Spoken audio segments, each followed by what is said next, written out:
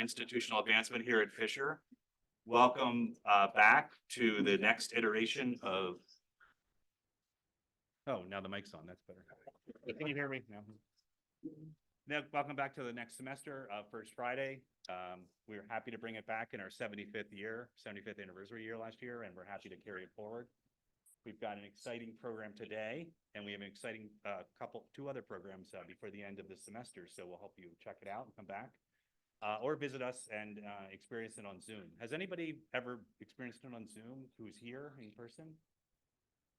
Yeah. So how was it? Was it the same? Harder to hear something. Yeah, and the coffee's not as good at home, right? Much better. I make cappuccino for her every morning. Yeah, right. So if you're joining us on Zoom, welcome everybody. And as a reminder, the chat feature is available for questions during the lecture. You can find that at the bottom of your screen with the text bubble icon. So hopefully you can all take a look at that right now. And if you click the icon, a text box will appear. You can write your question in there, and we're going to address all questions at the end of the lecture. So we'll go through the lecture, and then we'll have a time for questions and answers. Because we're going to not just have questions, we'll provide answers, of course. So I'm really excited about this particular First Friday lecture. I love technology. I love the advancements in technology and AI. For those of you in the computer science and math fields, you know AI has been around for decades, back to the 60s, Don, right? I mean, in some concept or another, they had it. But I'm excited to introduce Katie Sabourin, who's our Associate Vice President for Digital Learning. Katie truly has led the campus in a conversation around generative AI, which is the latest. That's ChatGPT or Gemini on Google, and Copilot with Microsoft. So Katie provides vision and leadership for digital learning and academic innovation that strategically differentiates Fisher from competitors both locally and nationally. And that is true. I've talked to colleagues at other institutions. They're just not having the same conversations around the way the classroom should be configured, the way faculty use technology. We're the first Apple institution in New York State, Apple certified institution in New York State. But today, in her role, she oversees the DePeters Family Center for Innovation and Teaching Excellence, which enhances the Fisher community through the design and delivery of innovative teaching and learning activities in spaces across campus.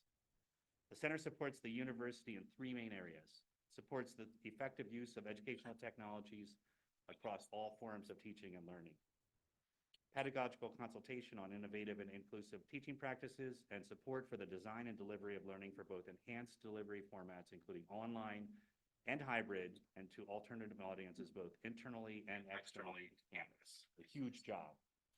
She has a great team with her, too, at the DePeters Family Center who does that. Katie's an inspiration, as I said before, to work with. And she inspires us in institutional advancement. She enables us to have conversations with alumni, parents, and friends as they think about philanthropy for the institution, and to talk about the exciting things that are happening in technology and in AI. I'm really looking forward to this presentation. I always learn something from Katie anytime I run into her on campus. Please join me in welcoming Katie Sabourin.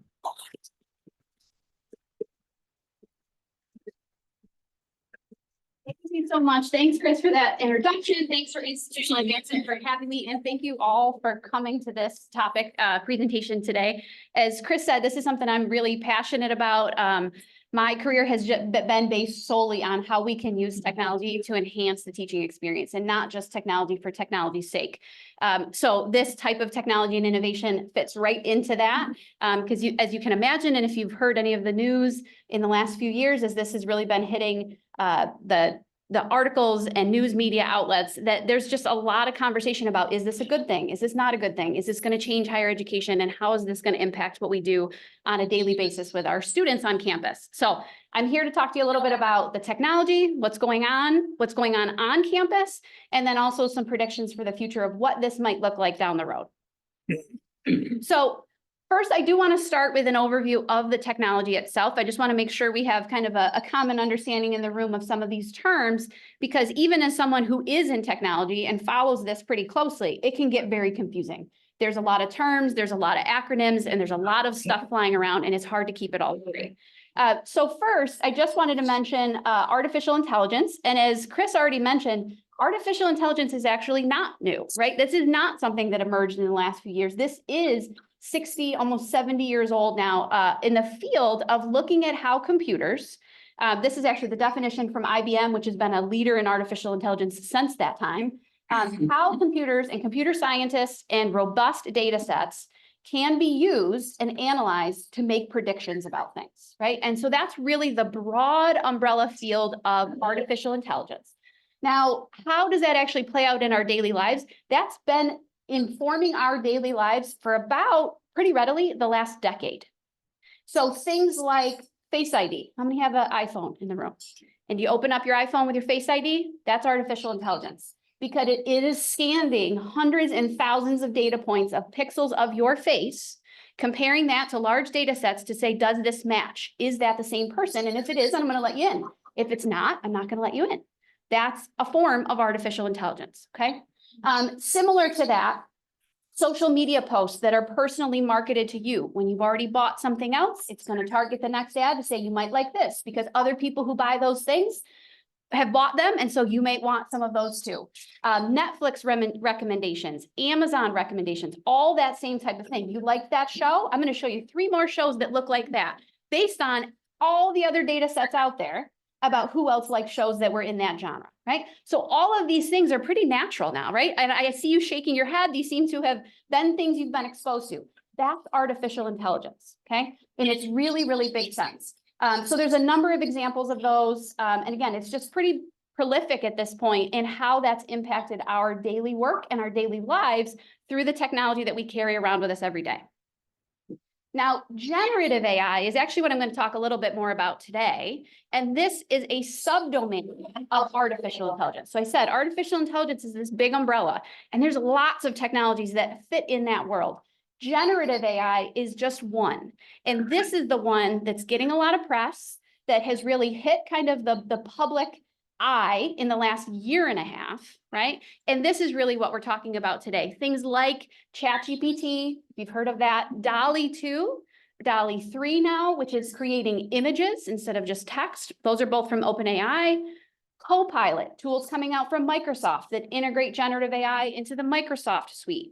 Gemini, the tool, the latest name for their tool, it was previously called Bard, if you're familiar with that, from Google. And so all of these types of tools, as well as many, many other, I couldn't list them all. There are thousands out today, but Claude, Perplexity are some of the really popular ones as well, coming from other companies other than OpenAI, Microsoft, or Google, okay? Now, what is generative AI and how is this different than what I just described as general artificial intelligence, kind of that big umbrella?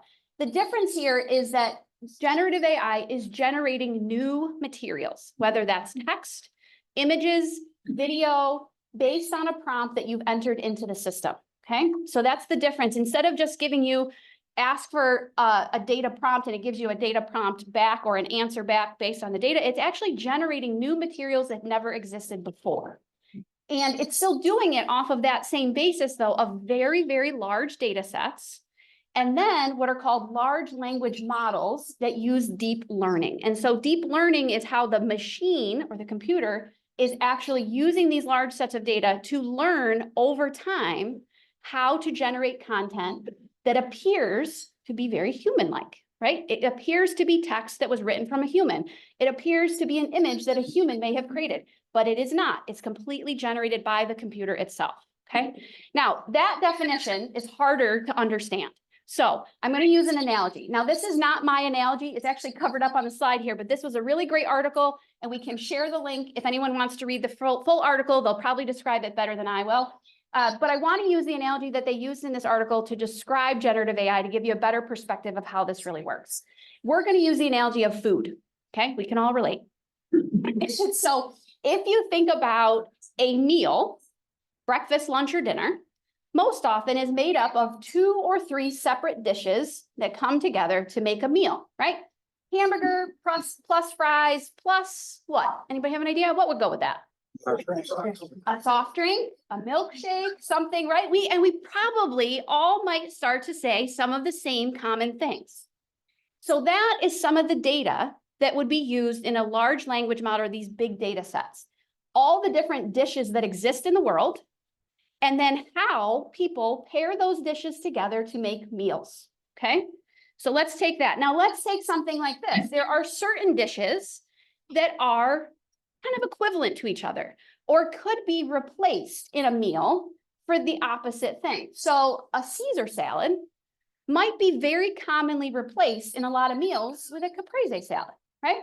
If you look at a whole meal, you could swap out those two things in most cases, and the meal would still kind of make sense. It would still go together. It would still be something you would like to see served to you at a restaurant, okay?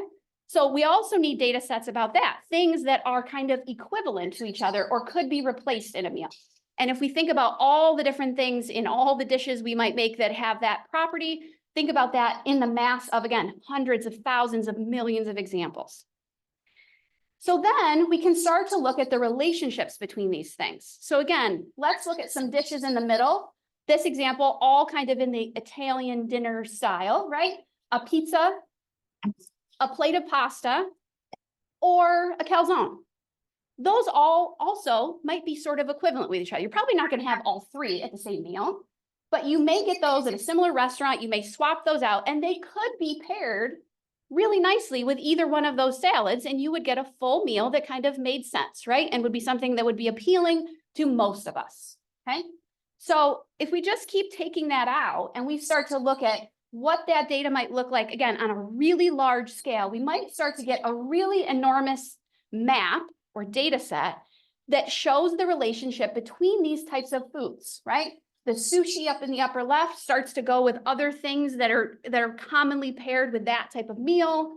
The burger and fries is in a different area, whereas the Italian dishes fall in a different area, but they all start to congregate together. And even this data set is not as simple as just an XY axis.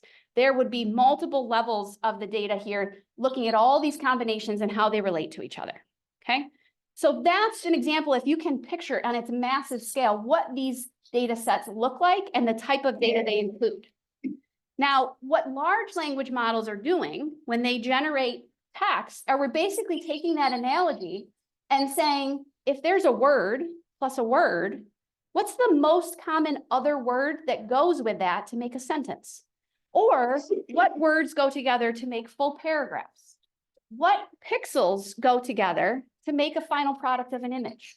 That's how these language models work, okay? So they don't really know that burger and fries actually go together, but they know that the data tells them that it is highly statistically probable because of all the other examples in its training data that they do go together. It doesn't understand why, but the data is telling that it does.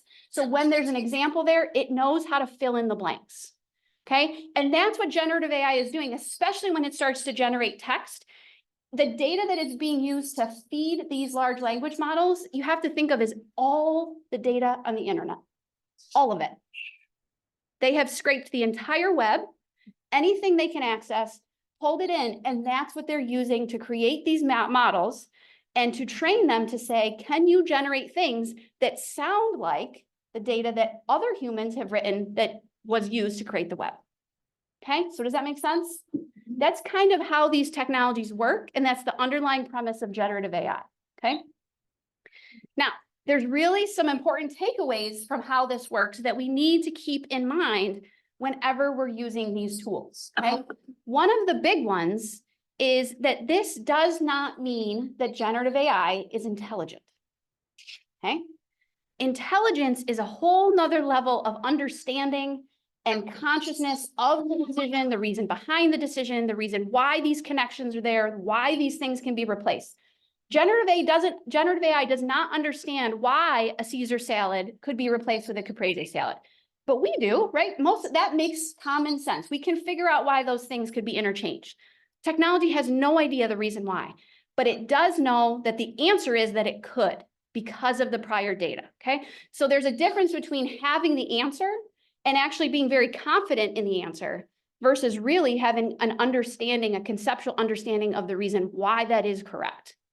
Technology does not have that. Generative AI does not have that. Now, with that also being said, another really important piece to understand, though, is this technology can learn. So this is not a static process. These tools are built with a set of training data up front that tells, right, which of these words go together or which of these meals go together. But then whenever it gives you an output, if it's wrong, a human, and we actually use human reinforced training on these data sets, can go in and say, no, that's not right. So if that data set comes out and says, I'm going to give you a plate full of lasagna with a side of coleslaw, we're like, that really doesn't quite go together. So you can tell the system, no, that's not right. And then the system will learn, will feed that back into the training data to say, I'm not going to do that again. That was not right. I'm going to go back and try again. Okay. And that's how these systems can learn over time and become more and more and more accurate. Okay. Now, what I also just pointed out there is that these systems do make mistakes. I just gave you one. They make mistakes all the time.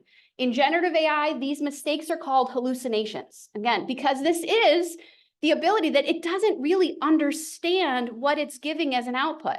It's just giving a highly probable answer based on all the other data that's in the system. And sometimes that probability isn't accurate, right? It thought it was right, but it's not. And so we have to be aware that these systems do make these mistakes. And so we cannot trust the output 100% at all, right? We have to be critical of the data that it's giving us and use our own intelligence to say, is this right? Does this match? Does that make sense? Is this what I was looking for? Okay. The other really important thing to point out is that the data that these systems can generate does include bias. Now, it includes bias because it was trained on human data. And humans inherently have bias. There's no getting around that. So what I just described of scraping the entire internet, think about all the things you read on the internet. Some of those things may be factual, maybe not, may have a level of bias or inaccuracy in the data. And that's what these systems are being trained on. So it can only be as good as the data that it's trained on, and that data is not perfect. So we also have to understand that can be where some of the hallucinations and then some of the bias that can be portrayed back to us in the output, that's where it's coming from, okay? Not right or wrong, it's just that's how the technology works, okay? Okay, so now with kind of that general foundation of how these work, I just want to throw out a whole bunch of the terms. Has anybody heard or seen these terms flying around? Yeah. So ChatGPT is a really popular one. Gemini is what Google just transitioned all of their tools to. So there's lots of these words flying around, right? And technology people love words that don't necessarily exactly explain what it is that the tool does, right? So this is where it gets hard to keep up with it all. So I'm going to give you an analogy to kind of understand what these different words mean and how they're used in the technology. Okay, so I've already described these large data sets or large language models. The analogy for this is you want to think of it like the engine in a car, okay? Those are the actual things under the hood that make this work. And these companies are creating these language models. They are each different. Each company has their own proprietary information about how they've coded them, how they've created them, what data sets they've trained on, and exactly how they work. So Microsoft has partnered with OpenAI, and OpenAI is the company that produces the large language model called ChatGPT 3.5. That was the one that came out in November of 2022. And then they upgraded it, just like a car, upgraded engine to GPT-4. Now they have GPT-4 Turbo, even fit better with my car analogy.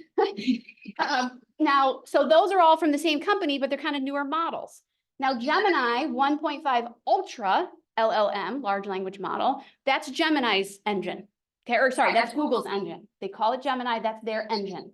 That's what they have created under the hood to make all this work, okay? And obviously they're big competitors of each other, trying to get to the top of who's doing this best, fastest, you know, in their products. Now to the right are the tools that you will actually see and interact with more on a daily basis. These are like the cars. This is what you can touch and actually interact with to get a job done, right? To take you from A to Z. So ChatGPT is the car that OpenAI provides. Now, this is a great example because I have a ChatGPT subscription and I can choose a little drop down at the top and I can say, what engine do I want to use today? And I can choose it to use 3.5 or 4 turbo. I can use whatever engine I choose to complete the task in the car that I'm in. Okay, so very interchangeable. Now, Copilot is Microsoft's car. that they are branding and selling and providing, but under the hood, it's powered by ChatGPT 4, the GPT-4 engine, okay? Because Microsoft has that partnership. ChatGPT for Enterprise is coming out from OpenAI for businesses. It's the car specifically sold to businesses so that they can work this with internal, more secure data. There's GPTs, and then Gemini is covered up there on the bottom right, but Gemini is the name of the car that Google is now offering that you can use. Now, this is where Google gets confusing. They want to use Gemini for everything, so my analogy starts to fall apart a little bit, but you get the idea, right? There is the under the hood technology, and then the actual product that you can log into to interact with these tools on a daily basis, okay? Okay, so why is all of this happening now? Why has the last year and a half been so popular for AI? Why is this hitting the news and the press? And because as I said, AI is not new. This is decades old, and even generative AI really is older than the last few years, but it really has hit all media attention over the last year and a half with the release of ChatGPT 3.5. Again, the November 2022 release from OpenAI really just blew the whole top off of this market and got a lot more people outside of Silicon Valley interested in this type of technology, okay? And to me, this is the reason why. So search is very, very important for all web interaction, right? And the companies that control and power search engines have a lot of power in the entire technology industry, because for most of us, when we open up a computer and go to the web, we are accessing it via a search engine, right? And so they are the gateway and the door into all kinds of other things. So as you can see, in 2022, Google owned that door. Nobody else had any kind of really reputable stake in that, right? That was Google dominated. So who didn't like that? Bing is the engine offered by Microsoft. Microsoft hates that, right? They hate this graph. This, I'm sure, comes up in lots of internal meetings to say why such a big, huge, long-term technology company can't have a better market share than that. And so they said, we're going to try to change this, right? And so one of the things that happened is that Microsoft invested actually over $10 billion now, but did a really big $10 billion investment in OpenAI in 2023 to try to bring the technology that OpenAI has developed around this generative AI into their Microsoft products to try to better compete with what Google's offering and to try to get a bigger share of that market. Okay, it'll be really interesting to see what that graph looks like in 2024. It's not going to be drastically different, but that Bing search engine market share is going to have gone up because of what they've done with generative AI, because more people are using it today because of those tools than they were in 2022. Okay, so that's where. Now, Google is also not saying, okay, well, we're just gonna, sit on our laurels and hope everything works out. They're investing very heavily, and they have been for a long time, in artificial intelligence and in generative AI, and rolling out all these tools in their products as well, with the hope of not losing any of that market share. So this is really the kind of the push and pull. And this is where a lot of this energy around this whole technology industry is coming from. Mostly right now from these two companies really driving the conversation, okay? So a little bit of history on these technologies, if you haven't been following them. OpenAI was actually launched and founded in 2015. Actually founded, interestingly, in Silicon Valley by a small group, more like a startup creation of a company. And they stated that their mission was to actually focus on the creation of artificial intelligence for the greater good of humanity in a way that puts humanity first, not the big companies. They really tried to do this in a way to say, we don't want to do this the way Google or Microsoft is approaching it. We don't want this to be for the benefit of the company and the economy. We want this to be for the benefit of people. That's where they developed their company. Now, interestingly, that is very far from where OpenAI is today.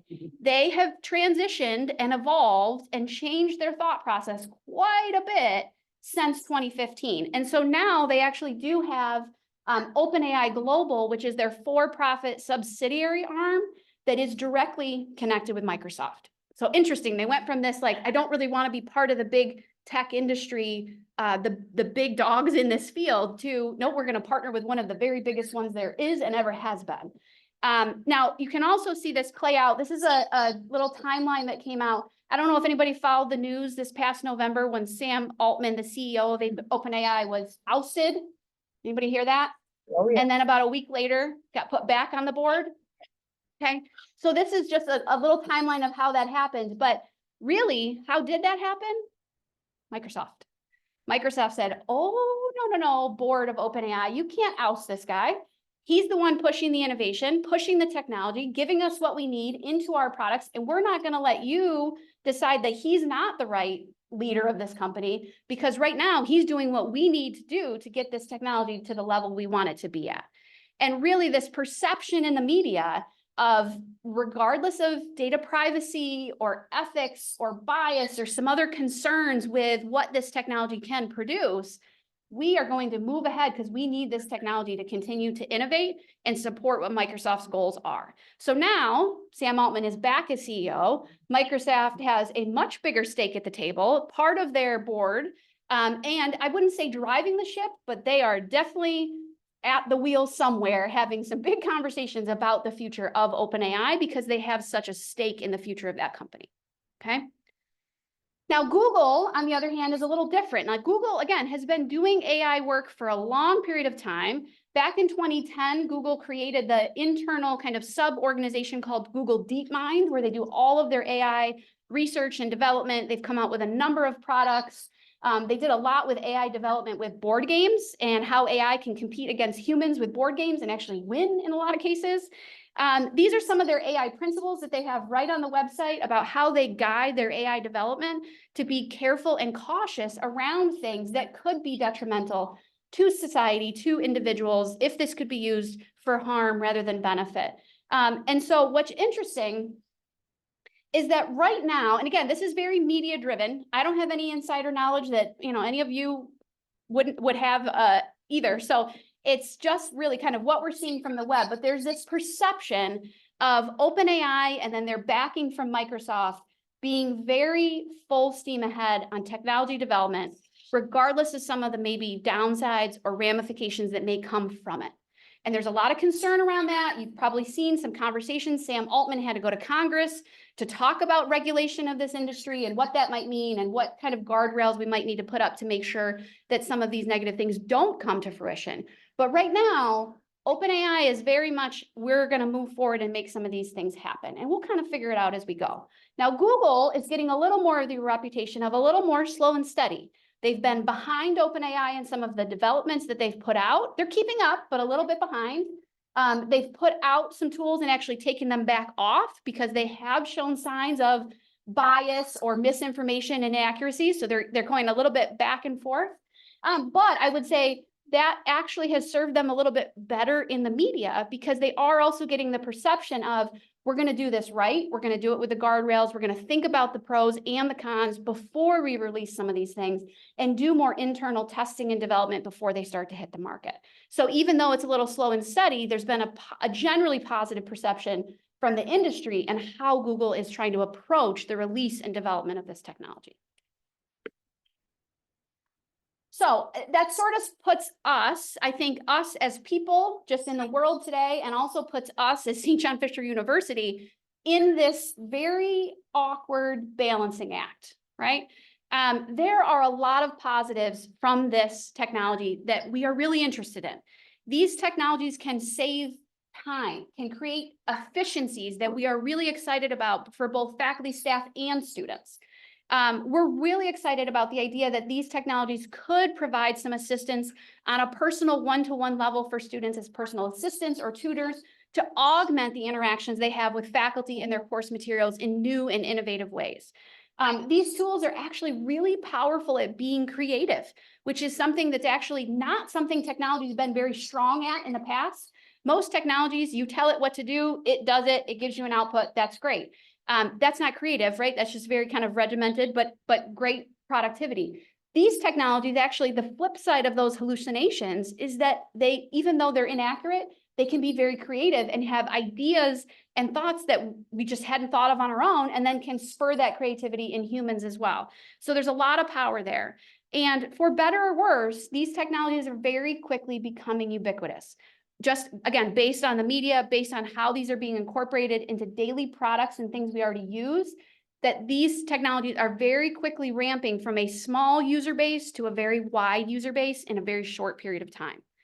And what comes with that ubiquitousness is if you're not on this and you're not paying attention and you're not figuring out how to adapt it, you're losing a competitive advantage. And so that's part of where we are at Fisher. Now, on the downside, though, those are all great things, and we're trying to, keep ahead and keep in time with all this technology that's developing. But we are also very concerned about some of these negative aspects.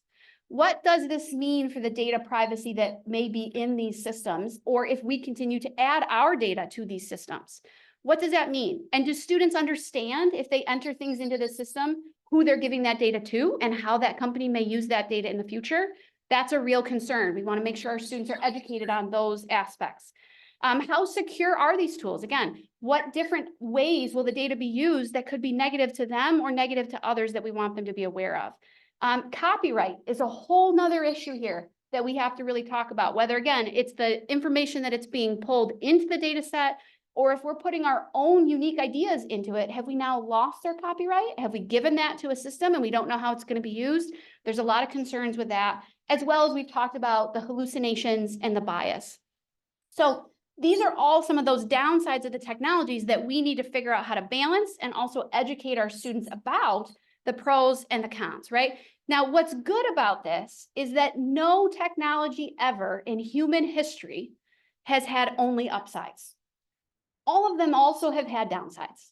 So it's also a really great opportunity for students to understand that all things in technology, maybe in life, have pros and cons, right?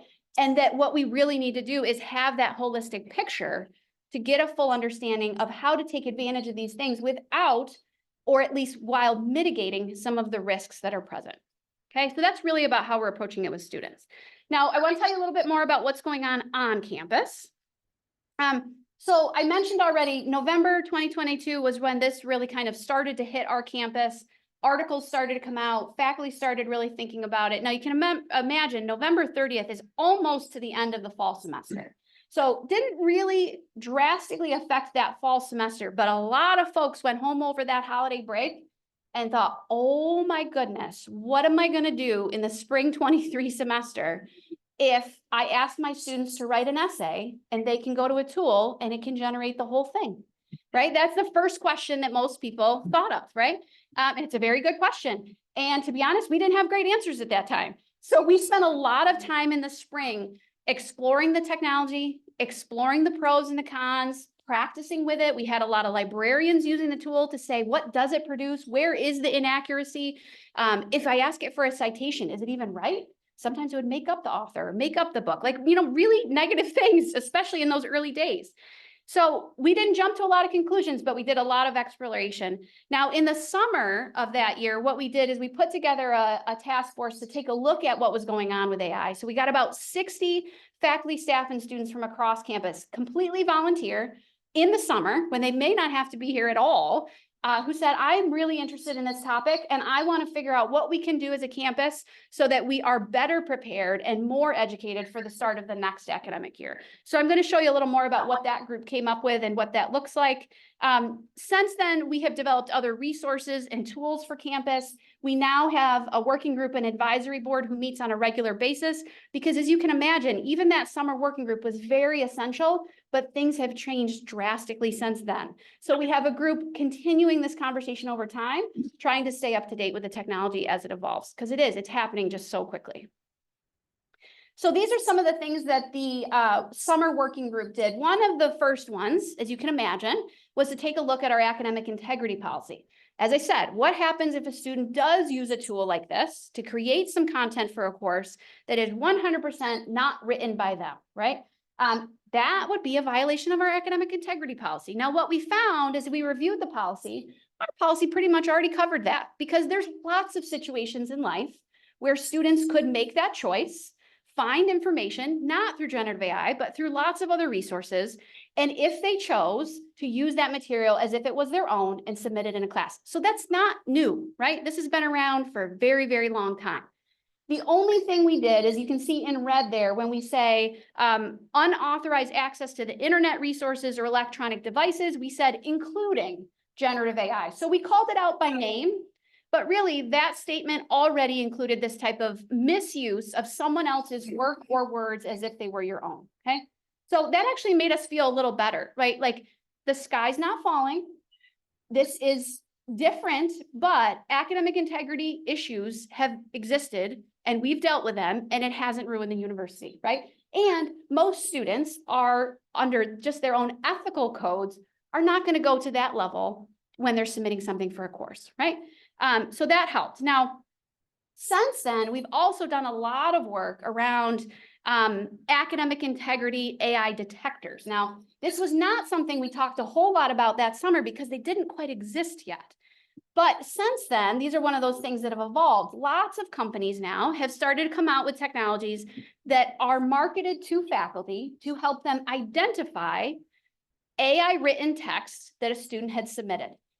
So, sounds great. It's not as great as it sounds in reality. It's very, very concerning. And so one of the things we're doing right now is trying to educate faculty on campus on why that can be concerning. So Turnitin is a tool that we've used for a number of years and it can do plagiarism detection. They came out with an AI detector. There's a couple other tools out there, Originality and GPT-0 are some of the popular ones. But as I said, there's a number of them out there. Now, actually, interestingly, OpenAI actually came out with their own detector. So the company that creates ChatGPT came out with their own detector. They then, after the fact, a few months later, pulled it off the market because the rate of accuracy of its detection was so low, they didn't want anybody to use it. I think, honestly, they were afraid of getting sued themselves because the rate of inaccurate detection was just so high, it was not worth having it. So they pulled it. Now, what has also happened is a number of other tools have hit the market. And these tools are targeted at students to say, don't want to be detected? Take your paper that you got from GPT, put it in this tool, very sneaky names, Phrasely, or I love the Stealth GPT, put it in this tool, and we will kind of just touch it up a little bit and make it sound a little more human so that if your faculty did put it through a detector, it won't show up, okay? Not great, right? So that's something we want faculty to know those exist. We want faculty to know that those are available. And so even more reason to not trust everything that an AI detector can generate as 100% accurate. What we've then found, and these are a couple different research studies, I can send you some articles if you'd like to read more into this, but that most of the detectors have both high false positive and false negative rates, which is scary on both ends, right? Even more concerning to me, there's a recent research study that shows that students who are non-native English writers are detected at much higher rates than native English writers. And that's even more inappropriate, right? To be possibly accusing a student of using an AI generator to generate their material, and sheerly because they are not a native English speaker, that's why the detector would indicate their writing much higher than someone else's. So these are all things that, again, are still evolving, are still really difficult, but what we're trying to do is have the conversations on campus so that both faculty and students are aware of these things and then can make the best decisions with the information and resources that they have. Another thing we did with the summer working group was we generated syllabi language for the faculty on campus. So coming back in the fall 2023 semester, this was reviewed by faculty council, and then the provost put this out to all faculty across campus, that all faculty were to add this language to their syllabi. I know it's relatively small, but the general paragraph up front sets the standards for expectations for students in all courses. So the first is that we expect students to know what their instructor allows or prohibits for each individual course related to generative AI. Are you allowed to use it? Are you not? Are you prohibited? What does that look like in each course? And then secondarily, if it's used, the student must disclose that it's being used, cite its use. You can now cite generative AI using both APA or MLA. You must also fact check the AI output. So we are telling students up front, you need to realize that it has inaccurate information. And if you choose to use it, it is your responsibility to fact check it, because whatever you submit is your work, not someone else's. You need to own that. And then you need to also evaluate the output for potential bias, discrimination, or other ethical concerns. So we need students to be thinking about that when they're using these tools. And then at the end, each faculty chose and put one of the following sentences on their syllabus. The use of generative AI in this course is either prohibited, permitted, and they would explain in what ways was it permitted or during what assignments or activities. And then for some, was it actually required? And then exactly how would it be required for what activities might you use that generative AI? Okay, so that was in addition to syllabi for the fall 23 semester. Faculty this semester are using those same syllabi language in all their syllabi across campus as well, okay? Then in addition, in the summer, we developed an AI toolkit, and this is really around the AI literacy development on campus. So the hope was to help incorporate training and professional development for all different audiences on campus, both faculty, staff, and students, on some of the things I talked to you about today. What is generative AI? How do we use it safely? What tools do we have access to? Making sure people are aware of hallucinations and bias and what that means and how to look for them. And then we actually provide, here's some example ways that you can use generative AI in your daily roles, different for faculty or staff or students. Here's some tips about example prompts you may actually consider. But with each one of those examples, we shared, here's what you need to be careful of. Here's a word of caution. This is what you need to think about when you're using AI in this way, right? So we talk to students about, you may use generative AI to brainstorm an idea for an upcoming project or research paper, but be careful about using generative AI to write for you, right? That's different. That's where you bleed into an academic integrity violation. But using it like you would talk with a friend to say, I'm thinking about, should I do a project on this or that? Or can I find some articles or examples, or how might this work together?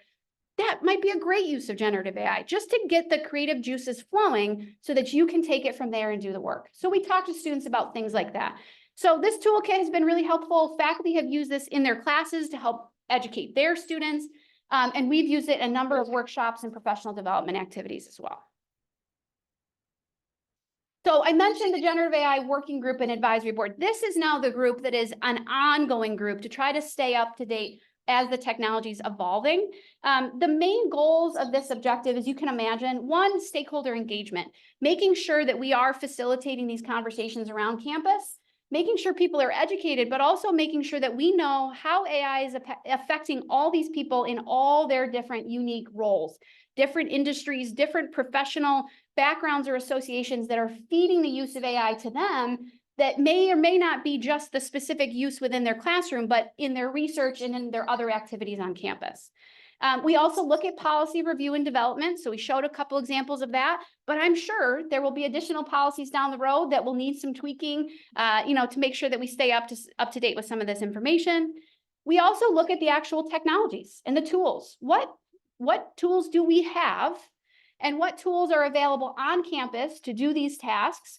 And how can we guide our faculty, staff, and students to use these tools safely? Because it is overwhelming when there's so many different tools out there to try to evaluate which ones are best for certain uses.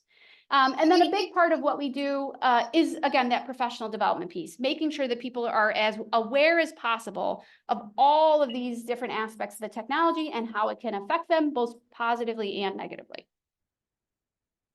So some of the things that the working group is doing now, and a little bit of data I can share with you. So I mentioned those syllabi course policies. So that working group and advisory board is analyzing the syllabi from the fall, and we just finished our analysis. We're doing the same thing in the spring semester now to see, okay, so what is the breakdown of our courses on campus? Where are faculty falling on this spectrum from prohibited to permitted to required?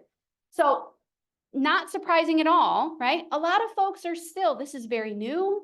I don't know exactly how to use this. I'm not sure I want my students to use this. I'm for now still in that prohibited camp. So we've got 57% of courses on campus that are saying, no, please do not use this technology in my course, okay?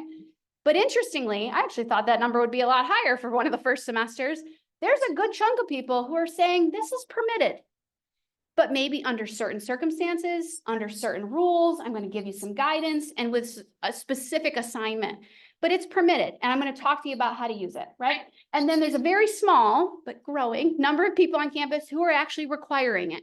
and actively telling students, you will be using this tool, and I'm going to show you how. And I'm going to actually build this into the course in a way that's really innovative. So I've got a couple examples of that. One is right in our room today. So Tim Madigan, our professor of philosophy, is teaching an advanced research-based writing course. So it's usually about juniors who are taking that course. And in that course, the topic is philosophy and AI, right?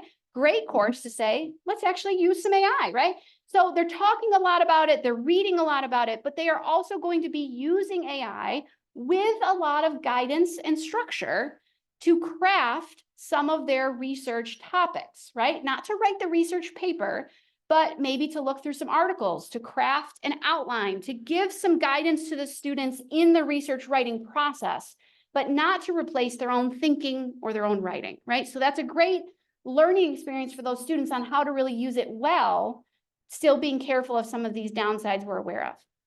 Another example is I have two professors in the school, or in the Department of Biology using this with their biology students to look up different species of their own choosing, and they craft blog posts on all of these different species. So an individual student can pick any species they can find, right?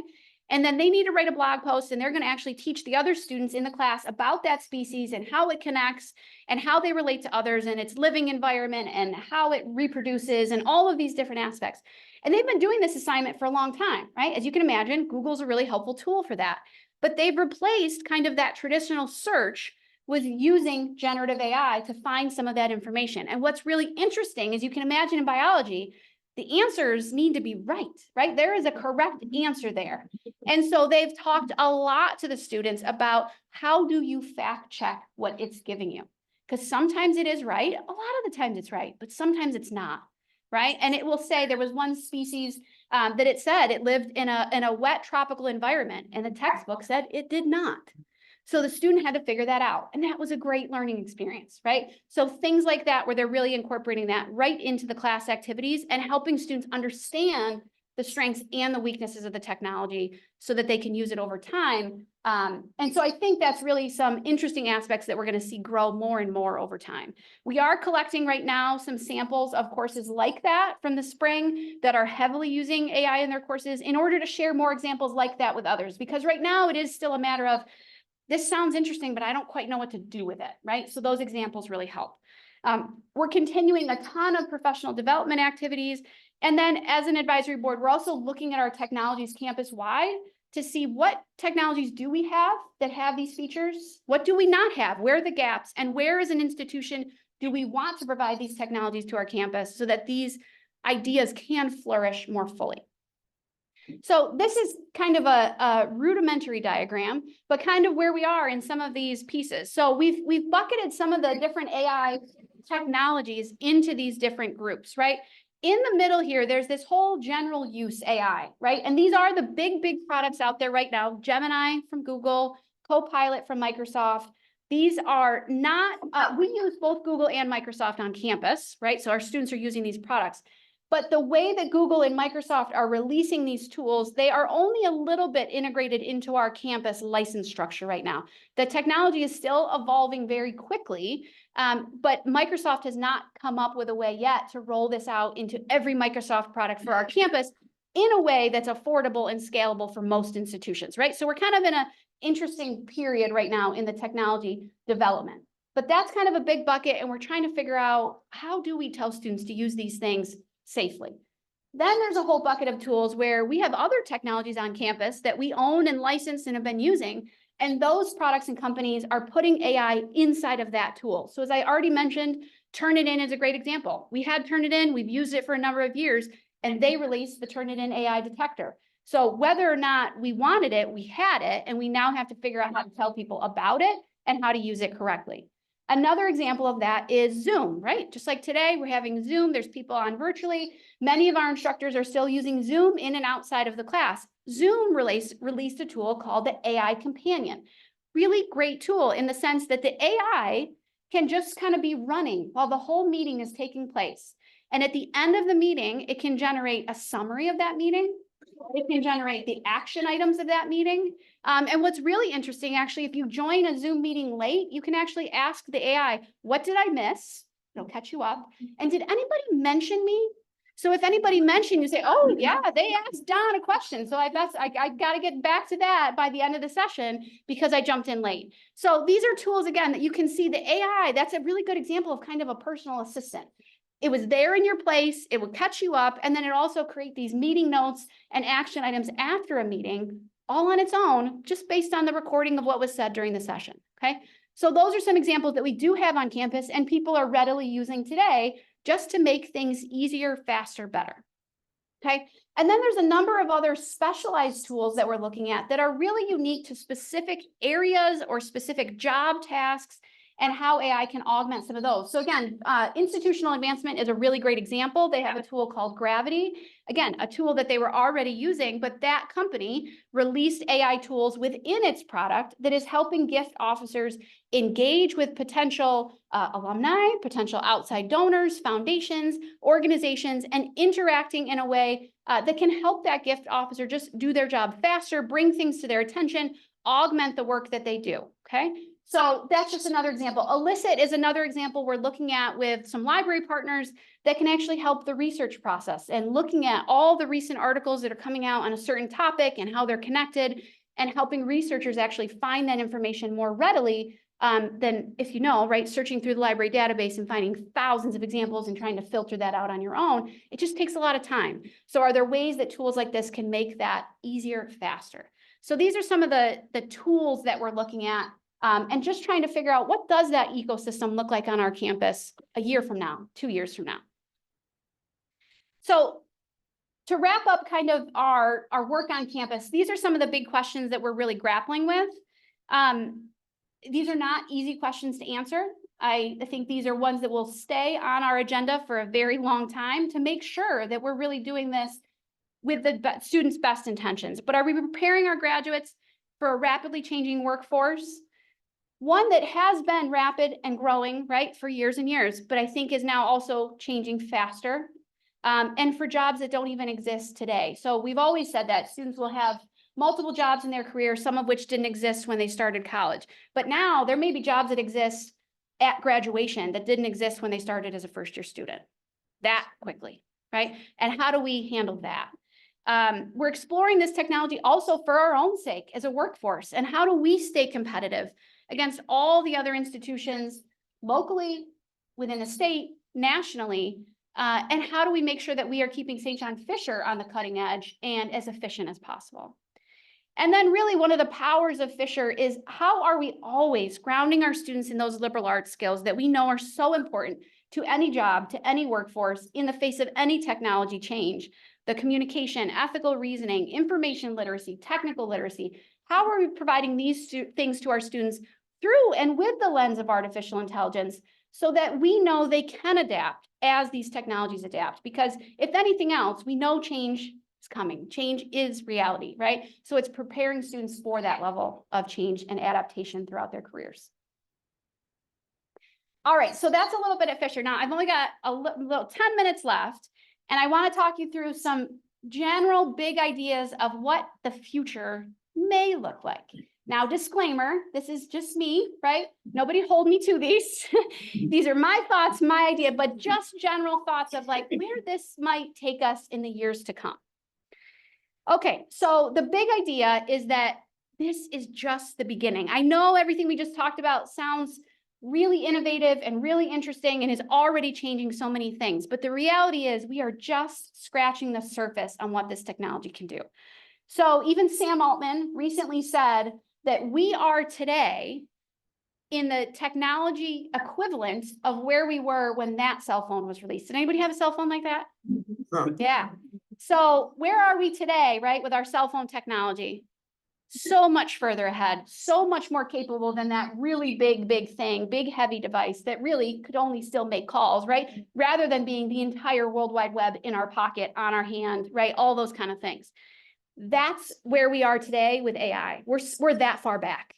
There is still so much to come. So what is this really going to look like? The one big hypothesis is the idea that we may be in a world where those search engines are no longer the king of the internet.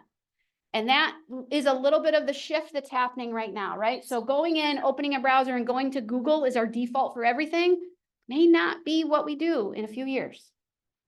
The other big hypothesis is a world where there are a lot less screens, a lot less apps, and actually a lot less keyboards. And I'll show you a little bit about how that might be possible and what that might look like. A world where the spoken word is actually the main form of communication instead of typing or thumbs or clicking. Okay. And then this one's not new, but I think it's going to be even more. A world where technology continues to get smaller. Technology's always gotten smaller, right? Anybody, again, remember computers that took up a whole room? And now, right, like my little computer right here, that's still a computer. So technology getting smaller, but also to the point of technology actually becoming invisible. Don't even see it. We don't even know it's there. It's just ingrained in everything we do, you know?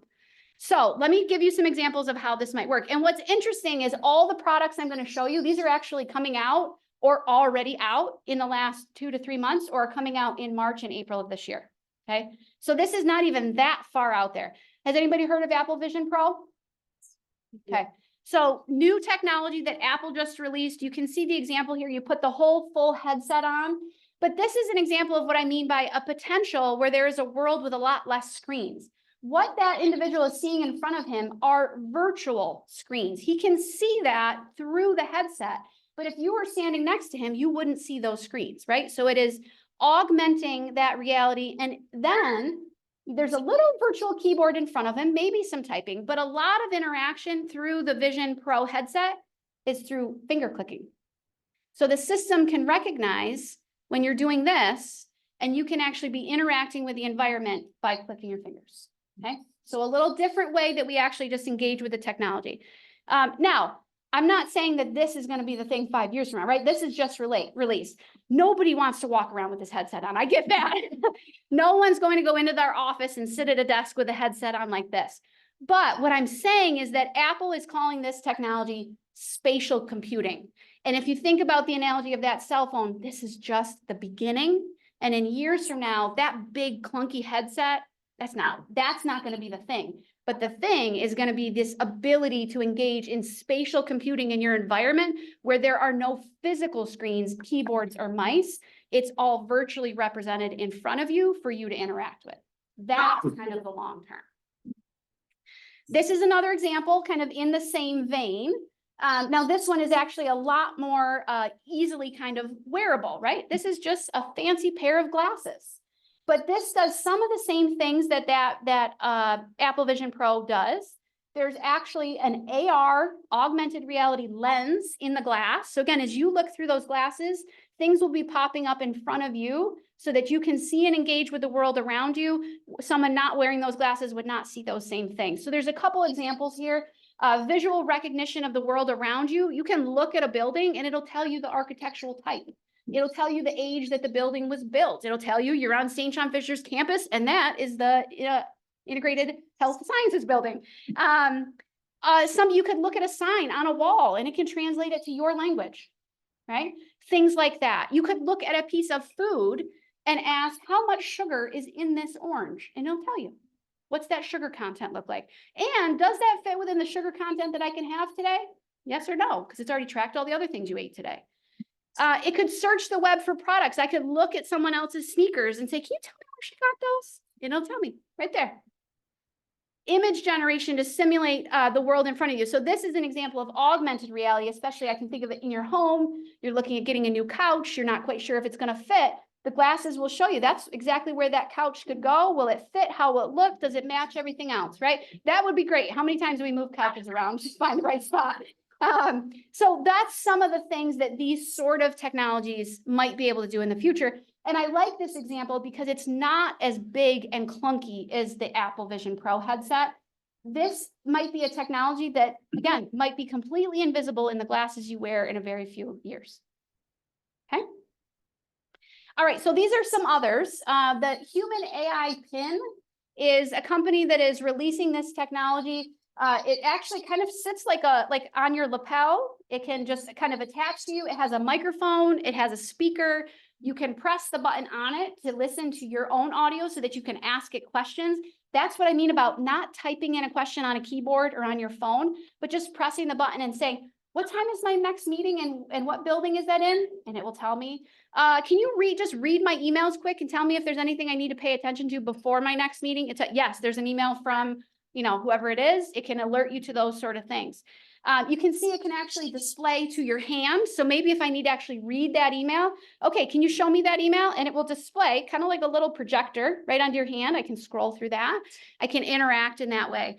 And so these are the sort of things. Now, what's also really interesting, remember what I said about Zoom and creating a meeting summary? What if this thing was actually recording with, we got to think about the ethics of this piece, but recording during a meeting you went to create your own meeting notes because it listened to that whole session and afterwards it'll just email you the notes. Because it's with you everywhere. It knows what you're doing. It knows where you're going. It knows where you need to go. It has all the information you need just as part of who you are. The Rabbit AI personal companion tool is similar. This is small, kind of like, if you think about like maybe half the size of your iPhone, right? More square instead of the longer rectangle. But same sort of thing. It has a microphone. It actually has a 360-degree rotation camera. So it can take pictures in front of you as well as of you. It can interact with the world. You can talk to it. There's a push to talk button. So you just ask it questions. It'll give you the information. And so there's a video of someone saying, I need an Uber in 10 minutes to go to Pittsburgh Plaza. Just tell it, it'll go in and it will actually do all of the booking for you, right? Instead of now, you may be able to Google that and get to the site, but then you need to type in the time and where you want to go. And you have to click OK and all the different things you interact with to actually make it happen. A generative AI can not only find the information, but it can do the task for you. Done, just done. So these are the sort of things where these technologies become personal assistants and assets to an individual to just do some of those kind of mundane tasks that no one enjoys doing, we just have to do to get through the day. These technologies could take over some of those tasks for us. So, just interesting, neither of these are expensive. I think one of them is, this is like $200. I think the AI pin is like $699. These glasses are like $350. They're not expensive technology. Now the Apple Vision Pro, this is Apple, that's $3,500, right? So, or $3,900, I have to go back and look it up. A little more expensive, but these technologies are not ridiculously expensive right now. They are very new. So they are technologies too that are not going to work perfect 100% of the time. They're new hitting the market, but this gets you an idea of kind of maybe what some of the future might look like. Now, the last example I want to show you is really also just to hit home the point of how quickly this technology is evolving. So this is an AI generated video created back in April 2023, long time ago, right? And this was a prompt of just AI, can you make a video of Will Smith eating spaghetti? Got very popular, went around YouTube, got a lot of hits. Doesn't look great, right? Not very accurate. I won't even show you the whole video because it actually looks a heck of a lot worse than that. You get the idea, right? This is OpenAI's new tool called Sora. Those are not real dogs, just so you know. This is OpenAI's new tool called Sora that is text to video creation. And all it said is give me a video of some puppy golden retrievers playing in the snow. And that's what it gave. Super realistic. There's a whole 6-minute video here. I won't go through the whole thing, but this is a great video to watch that goes through exactly what the prompt was that was entered and what the ending video was. And the quality of the video, even in that 10-month period, is drastically different. So that's just an example of how fast this technology is moving. So with all that in mind, I will close kind of with this just general analogy, I think, of where we are as a human society, right?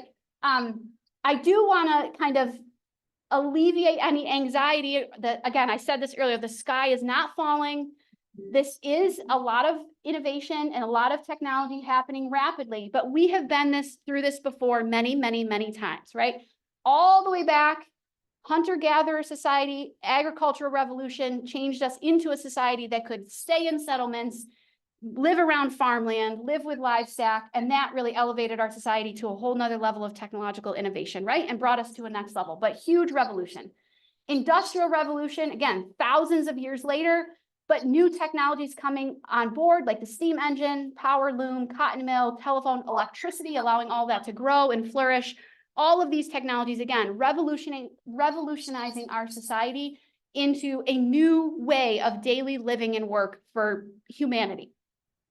The knowledge revolution was another huge one, right? The advent of the computer and the internet, and having access to this information, and all individuals being able to create that information and share it so publicly really changed, in that case, from our prior to very manufacturing-based economy to a very knowledge-based and knowledge worker-based economy, right? And that's kind of where we are today. So my hypothesis is, right, we're right at the cusp of the next AI revolution. And this will change the way we live and the way we work and the way we interact, and it will change our daily lives. But like all of those revolutions before, it will not eliminate us. It'll not eliminate the way that we do our work. I always get the question, will it eliminate teachers? 100%, it will not eliminate teachers. Teachers have faced these same sort of technological innovations throughout the history of education. And every single time, the first fear is, it will eliminate the role of the teacher. We won't need teachers anymore. But very quickly thereafter, no, that's not the case, right? Humans always provide a level of connection and engagement that technology never will. And what teachers are great at is incorporating technology to enhance the educational experience and adopting it to do their jobs better, not to replace them. So that's, I think, where we are today and where we're headed in the future. So there's a lot to be excited about. There's definitely things to be cautious of. But we are really trying at Fisher to stay on top of all these developments so that we can bring the best possible outcomes for this technology to our campus. Thank you.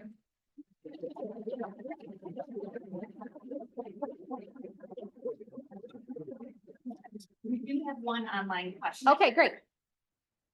Excellent presentation, first of all, they said. Thank you. You highlighted the unreliability and inaccuracy of plagiarism detectors. However, it is also seems that faculty members are currently utilizing Turnitin AI detection. Considering the widespread concerns about the reliability and potential bias of such tools, could you shed some light on how teachers are navigating this issue? Yeah. So we are talking with teachers all the time about how to use the detection tools that we have available. And that the main point is that they should not be used in isolation, but they can be used, right? But with other forms of evaluating that student's work, the specific situation, the context. And first and foremost, just like any conversation, whether it was an AI issue or a more general traditional plagiarism issue, the first step in any one of those incidents is to have a conversation with a student, to meet with a student, talk with a student, understand what it is that was happening, what they did, and really it's a great educational opportunity to engage that student to say, you may not have even realized the activity that you were doing could be perceived as unethical, right? You maybe didn't realize that. So let's talk about that and let's make this an educational moment rather than a I gotcha moment or I caught you moment. Because that's usually not the case of the situation from the very beginning. And so that's not a new conversation for us. We've been doing that with plagiarism detection. We are just reinforcing that with AI detection and making sure that faculty are aware even more than plagiarism detection, some of the downsides of these AI detectors and some of the levels of bias that they bring to the table. So far, we haven't had this issue prevalent on campus. I actually talked with our chair of the Academic Integrity Committee and said we had no reports of AI violations in the fall semester that made their way to the Academic Integrity Committee. I'm not saying faculty didn't have those conversations with individual students in their classes, but none that escalated to the level of the Academic Integrity Committee where there may be actual procedures to go through to follow up on. Good. Yeah, any questions in the audience here? Yeah. You mentioned repeatedly market, the market this, the market that. Who's making money in this? Those companies are all beating each other up to make. Yeah. I'm curious. Google and Microsoft, because one of the reasons that search owns the web is because of the advertising that goes along with search. So every time you use Google, even if it's not taking you to a Google website in the end, Google's making money, right? So that's why they care about that so much. And right now, Microsoft wasn't, and they're hoping to make a bigger piece of that pie. You detect any planned obsolescence, as they call it, where, I mean, I'm not sure if I want to buy those goggles if I know a year from now. Yeah, So does some of that just die off? They go, nobody's buying it? I mean, I assume Yeah. the market will drive it. yeah, absolutely. And the technology advancements will drive it because some of this technology that we're looking at today, again, in 2 years, this will be old. We'll look back and say, and it's kind of like we look at that cell phone picture now, oh my gosh, how did we ever use that? But we did at the time, it was useful. A few years later, it wasn't.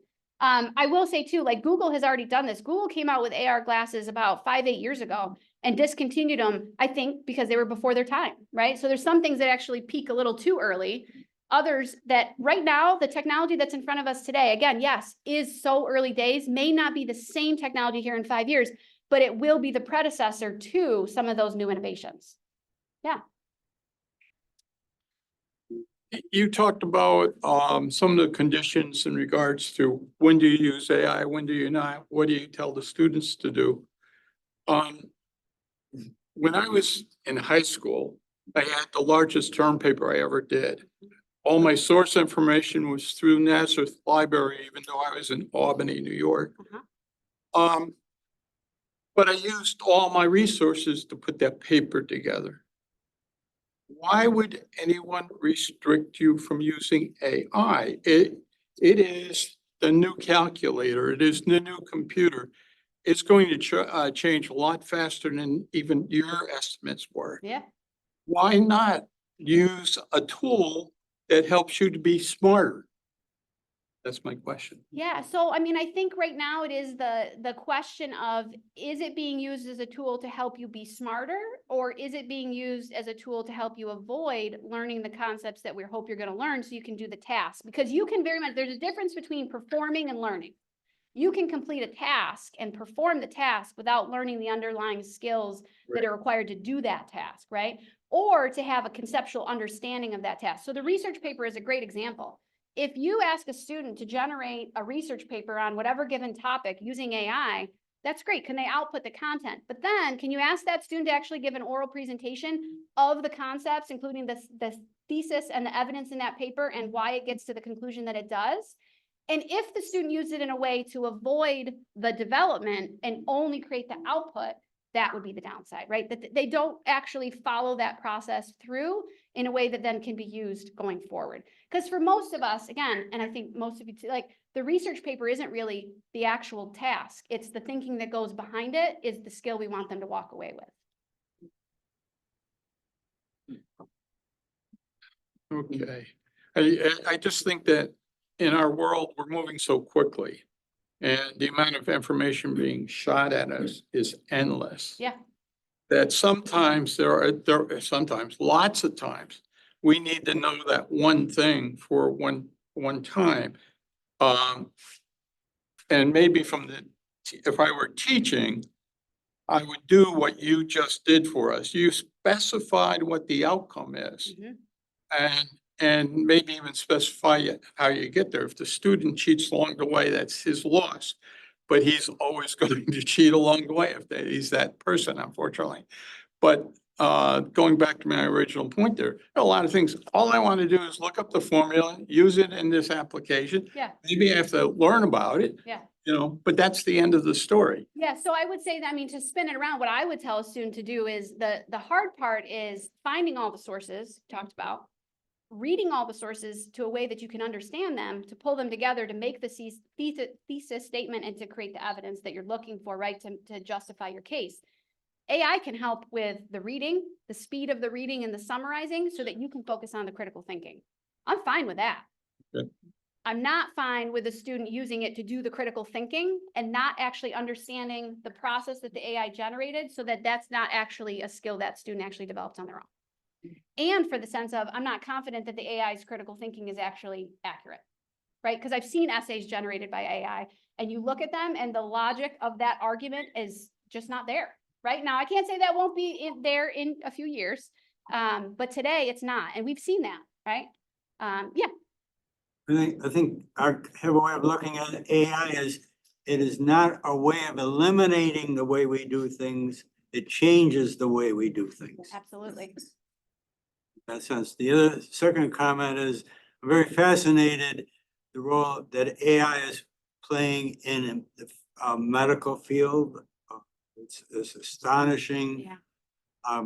I can remember Alexei Yeah. Sorotenko sitting in front of his computer screen and having 3D molecules react with one another. And so it's a change rather than eliminating. Yeah, absolutely. We've talked about this a lot in the School of Nursing, School of Pharmacy. One of the best examples I have is in like radiology. How many x-rays do those doctors need to look at on a daily basis? What if the AI could look at 80% of them, even 90% of them that are pretty standard, and it come up with the same common results? You can refer back to that data set of the millions of other x-rays like that, and it can generate a 99% accurate recommendation, right? What the doctor needs to focus on is those other 10 or 20% that are not common, that are anomalies, that are unique. There's something different going on. So how does that, again, not replace a doctor, but change the work of a doctor, change the work of a health professional so that they can focus on the things that actually we need the human to focus on and let the AI do some of the work that could be with very high levels of accuracy once we get there, right? Given to the technology to handle. Yeah. Yeah. Interesting, the 3% number you had up there seems low. Yeah. I mean, all the discussion I'm hearing is that this is already in business, industry, everything these students are gonna be doing when they leave here. Yeah. There's less guardrails Yeah. that you'll have in school as to how you use them. It seems like more of the classes need to require how you use this to do what they're teaching. Yeah. Yeah, I agree. I think what's going to be really interesting for us is to see the trajectory of those percentages over time, because remember that's from the fall. So that was policies that faculty were setting up in July or August of this year, which even in that amount of time, this is very, like, we are much further along than we were then. And we know a lot more than we did then. So I think the response, at least in the fall semester, was a little of, as a faculty member, I don't have enough of a handle on it myself to make sure that my students can use it responsibly. And so they are still in a level of learning and adapting and adopting these technologies into their daily repertoire to feel comfortable at that level. We're analyzing the spring results now. I think they'll be a little different. And I think by the time we look at this next year, I think those percentages will start to change. Yeah. It's amazing and scary at the same time. Absolutely. Yeah, I agree. Is there an organized effort anywhere? I don't know, historically, there was a group way back in the 1700s who opposed the industrialization of knitting and stuff. It's called the Luddites. Yeah. Are there any radicals out there that are saying, hold it, this is. Oh, absolutely. This is not what it looks like because somebody can make money. Yeah. If they do this, it's not out of Oh, benevolence. there's a whole, yeah, I mean, I hate to get like kind of conspiracy theorists, but there's a whole group of people who are really advocating against the development of this technology with the idea that if you develop the technology to a level that it can learn and grow on its own, is there a point that it grows and learn on its own and then gets out of human control so that we cannot rein it back in? And this gets to a lot of sci-fi movies from the 80s and 90s, right, of those kind of predictions. But there's a group of people, yes, who right now who are very, very cautious and saying we should not be developing these technologies until we are 100% sure we can't always control them and they don't get out of our control because they can develop and learn on their own. So I'm not saying I'm in that camp, but there's definitely a group of people out there that focus on that. Yeah.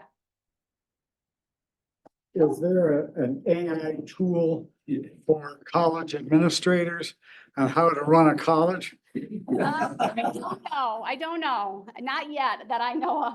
Well, I'm thinking of some of the colleges, a few of the colleges that are undergoing a lot of stress. Yeah. Maybe facing closure and things like that. If there'd be an AI tool for deans and presidents. Yeah. There could be in the future. I mean, I just heard of one this morning. There's a new AI tool coming out for Excel that is built around looking at financial data and financial analysis and identifying, things that financial advisors do all the time for us, but using technology to help augment what is the risk here? Where should I be focusing? If I do this, what's going to happen over here? And some of those analysis that again, we do, but a lot of humans do today. Are there ways that AI can help that industry as well? Not exactly into the administrative piece, but a big part of what they think about. Yeah. Yeah. It's a new business One of opportunity. the things that in a talk that I listened to, they were talking about Google and about Google putting some sort of morality into Yeah, AI, yeah, and they dropped their whole department on that. yeah. It's insane. So So right now, Elon Musk is suing Sam Altman, saying that essentially he's violated the premise that AI should be, it's being now focused on profit versus humanity, which was not the original intent of AI. So there's a lawsuit right now. Right, right. Elon Musk was one of the original founders of OpenAI and then moved away from it. Sam Altman was also an original founder and has been with it the whole time. Yeah, so there's a lot of debate on, is OpenAI approaching this correctly? Are just their ethical attitude towards the industry compared to Google, which has been more cautious, incorporated many of these things, and just been trying to put the guardrails up around this technology as they've been releasing it. Yeah. This has been a very informative presentation. Is AI summarizing this for us?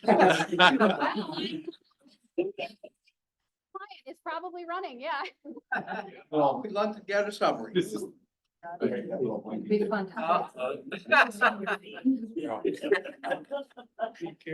helpful. Thanks, Katie. Thanks so much. Yeah, absolutely. Thank you very much. One of the things I was thinking of is how many generations of people learning to type fast with their thumbs Yeah. will no longer have to use that. That's kind of depressing, right? Because we Yeah. really worked hard to. So thanks to all of you for joining us again. If you have other questions, you can email us at alumni.sjf.edu, alumni@sjf.edu, excuse me. We'll answer your questions. We'll get back to you. We'll answer it. And I hope you can join us on Friday, April 5th for our next lecture, which will be From Curiosity to Discovery, the Power of Undergraduate Research in Shaping Student Success, with Dr. Kristen Picardo, who's the Assistant Provost and Director, Center for Student Research and Creative Work. And she will be joined by some student researchers talking about their projects. And, we have every year a celebration of this summer research program. These students are phenomenal. Yeah. You've been to it too. Absolutely, yeah. So we hope you'll join us. And I just want to remind you too, March 21st is a very special day for St. John Fisher University. It is Fisher Giving Day. Hopefully you'll take an opportunity to participate in one way or another. The great thing about Fisher and our programs is that you can give more than once a year if you want to. So it's a great day to do that. It's a great day to contact your friends, your classmates, your children if they're Fisher alumni too, and or your nephews and nieces, and hopefully everyone will participate and join us on March 21st. Come to the campus if you want, if you're close by. One of the things we do, which is really neat, is we do celebrate philanthropy that day as well. So there are signs up all over the campus that talk about things that are not known to everybody, would not be here without the generosity of an individual donor. So that's one of the things that's nice on campus too. And if you haven't had a chance to be on campus lately, you might want to take a walk up to Kearney, take a look at the ground floor of Kearney where the library is temporarily located. And if you want to see the work on the library, walk up the back staircase of Kearney on either side, and there's a window view there. You can see what's happening to Lavery Library. It'll be a phenomenal facility for our students once it's completed in July of 2025. A lot of exciting things happening, but it'll also be a whole new look to the campus in the middle there, and that's the center of our campus, and it'll be our academic center. So thank you again. Have a wonderful day and enjoy what's almost spring. So it looks like take care. Thank you.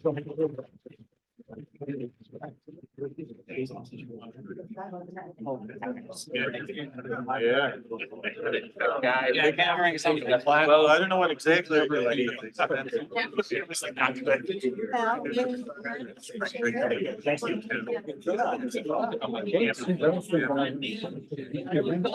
Take things down. Most of my stuff is stuck up.